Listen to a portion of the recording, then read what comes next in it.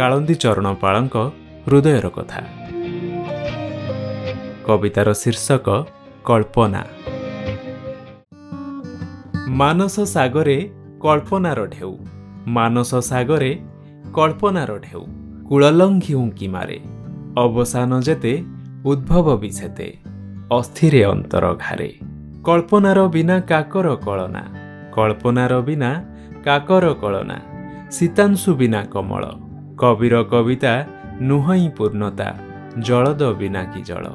ସଫଳତା ମୂଳ ଚାବିକାଠି ଯାର, ସଫଳତା ମୂଳ ଚାବିକାଠି ଯାର, କଳ୍ପନାର ଗନ୍ତା ଘର, ଅସ୍ଥିରତା ଘାରେ ପ୍ରତି ସ୍ତରେ ସ୍ତରେ, ହୋଇଗଲେ ଅସଫଳ।